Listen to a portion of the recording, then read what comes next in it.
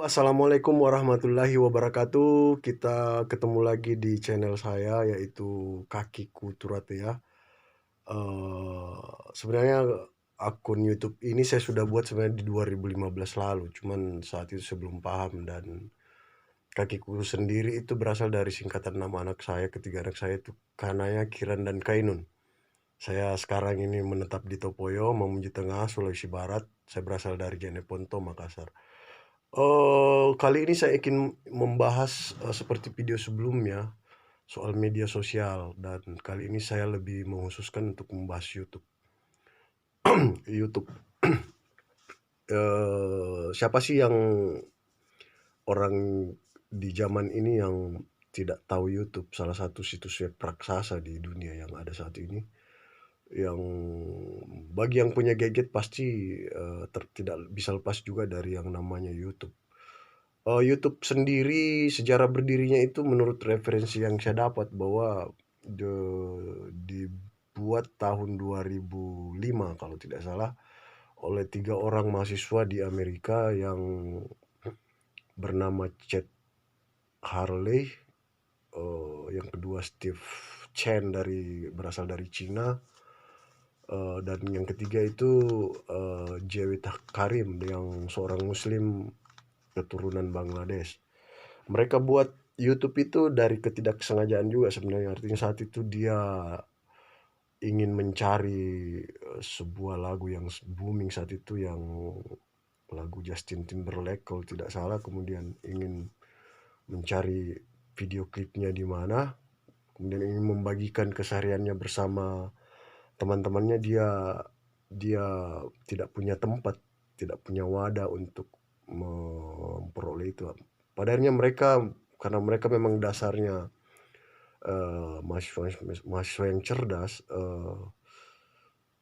eh, akhirnya mau berkumpul untuk menyatukan visi untuk membuat satu aplikasi situs web yang menghususkan untuk apa, media untuk video berupa, baik itu berupa film pendek, musik ataupun konten-konten lainnya. Kemudian eh, YouTube sendiri saat ini apa ya, YouTube ini yang sebenarnya yang merubah tatanan hidup. Salah satu hal internet lah pada umumnya. Kita ingat anak-anak zaman dulu di masa saya, ketika kita tanya apa cita-cita mereka, mereka akan menjawab yang standar-standar seperti dokter, tentara, polisi, guru atau semacamnya. Tapi tanyalah anak-anak zaman sekarang, jangan heran kalau ada yang menjawab bahwa mereka ingin menjadi YouTuber seperti Raffi, seperti Deddy Corbuzier, Atta Halilintar, Ria Ricis, dan lain-lain. Saya ingin menghubungkan YouTube ini dengan idealisme atau kejujuran dengan eh, kebutuhan hidup, tuntutan hidup, dalam hal ini materi. Seperti kita ketahui, di list YouTuber untuk dalam negeri saat ini, yang merajai di daftar itu yaitu antara lain Raffi, Deddy Corbuzier, Baim Wong, Andre Taulani, Ria Ricis, Vicky Naki, dan lain-lain. Soal karya, soal konten yang mereka buat itu terserah dengan penontonnya masing-masing. Ada yang, dan faktanya mereka mendapatkan viewer yang sangat besar, subscriber yang sangat besar, karena memang mereka berasal dari public figure, dari televisi ke YouTube, dan YouTube sendiri inilah yang menghancurkan sebenarnya bisnis televisi. Pokoknya merubah tatanan perspektif eh, manusia pada zaman ini. Eh, Soal konten, saya pribadi tidak memposisikan diri untuk berdiri di hal idealisme dan orang yang memilih untuk mengabaikan idealisme. Maksud saya YouTuber ini. Eh, Akibatnya YouTuber-YouTuber zaman dulu yang membangun channel dengan susah payah, dengan karya, dengan struggle, dengan perjuangan yang luar biasa.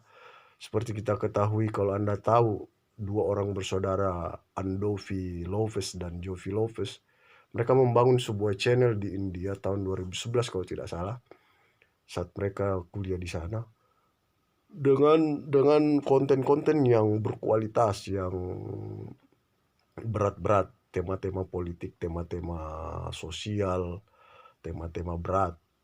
Memang berkualitas, tidak bisa dipungkiri. Dan kalau Anda ingat, mereka punya konten yang sangat meledak, sangat booming saat itu, dan diuntungkan oleh momen saat itu, pada saat menjelang pemilihan presiden di 2019 antara Jokowi dan Prabowo saat itu. Mereka membuat konten eh, semacam rap, mereka memparodikan dengan dalam bentuk rap battle, semacam debat dalam bentuk rap antara Prabowo dan Jokowi, dan itu mendapatkan viewer hingga tahun 2020 kalau tidak salah, itu sampai 40 juta viewers. Dan hanya itu yang mereka, hanya konten itu. Tapi saat itu mereka diserang oleh kelompok pendukung Jokowi saat itu, bahwa mereka cenderung mendukung Prabowo saat itu. Tapi saya tidak ingin jauh membahas itu.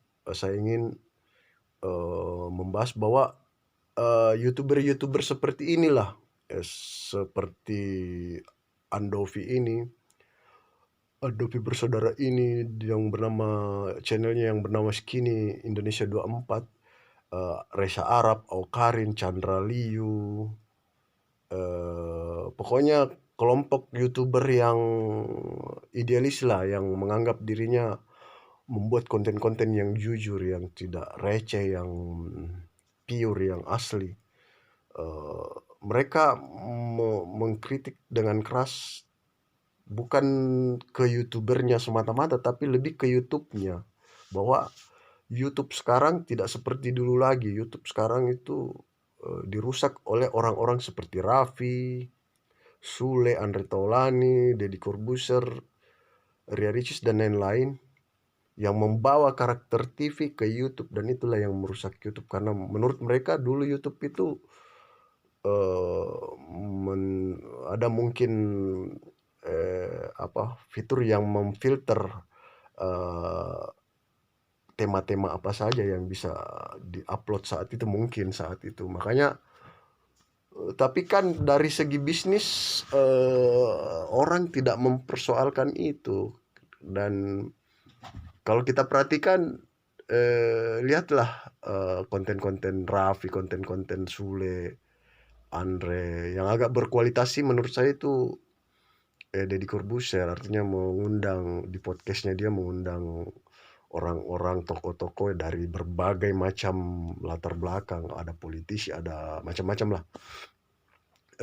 Tapi kalau kita lihat Raffi, Baim, hanya konten-konten review-review mobil mewah, kesehariannya bersama anaknya, bersama keluarganya, itu sudah bisa menjadi konten dan mendapatkan penonton yang sangat luar biasa dan penghasilan yang luar biasa. Makanya mereka tidak bisa disalahkan juga, karena mereka tidak punya salah dan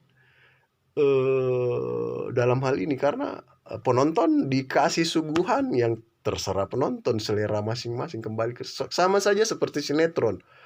Lihatlah sinetron sekarang, terutama di Indosiar ya. Ada ini paling temanya begitu-begitu saja, bahwa seorang istri dianiaya di dalam sebuah rumah tangga, kemudian orang tua suami ikut campur dan menuntut si istri ini, menuntut untuk menceraikan istrinya, begitu-begitu saja. Tapi faktanya bahwa banyak penonton, dan saya menempatkan diri sini bukan untuk menilai itu bahwa itu kualitas ini, enggak. Saya hanya mengungkapkan fakta bahwa memang seperti itu. Dan malah saya kaitkan kembali dari soal YouTuber tadi, ada dua pendapat, bahwa ada yang menghargai ada yang mendukung idealisme dari kelompok si Andovi bersaudara ini dengan teman-temannya, bahwa memang untuk kualitas memang ya karya, kejujuran, bukan seperti musik juga, seperti sinetron juga, bahwa karya yang bagus itu yang jujur, yang tapi ada yang mengatakan juga bahwa itu mereka hanya dengki, hanya iri dengan keberhasilan dari kelompok Raffi dan lain-lain ini.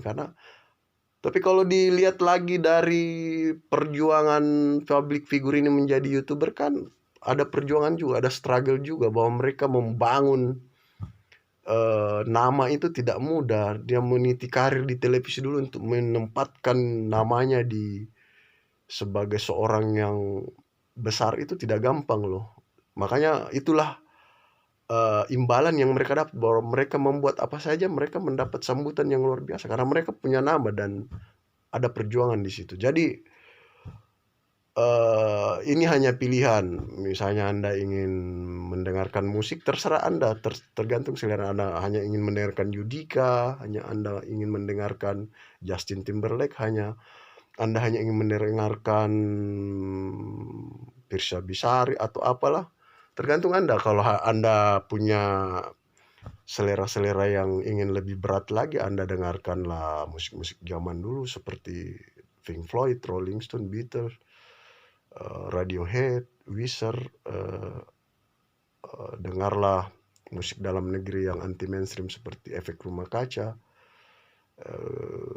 kelompok penerbang roket, Pure Saturday atau apalah. Kalau Anda hanya ingin mendengarkan yang ringan-ringan, dengarlah yang standar-standar. Itu kembali ke selera. Saya tidak ingin menilai itu kembali ke selera kita masing-masing, mau yang berat mau yang ringan. Kita hubungkan juga ke kehidupan kita. Mau memilih menjadi idealis dan tidak idealis itu pilihan kita loh. Semua punya resiko masing-masing. Kita idealis, ya resikonya itu bahwa kita akan sulit memperoleh sesuatu. Kita ingin menjadi tidak idealis, imbalannya itu kita akan mudah memperoleh sesuatu. Ya resikonya itu bahwa kita bisa juga dicap sebagai penjilat atau apa. Itu kembali ke diri kita masing-masing. Saya hanya ingin menyampaikan fakta bahwa selalu ada dua hal dalam hidup kita, baik itu di hiburan, di apapun itu, di kehidupan kita, real kehidupan kita, menjadi idealis dan tidak idealis. Demikian barangkali. Assalamualaikum warahmatullahi wabarakatuh.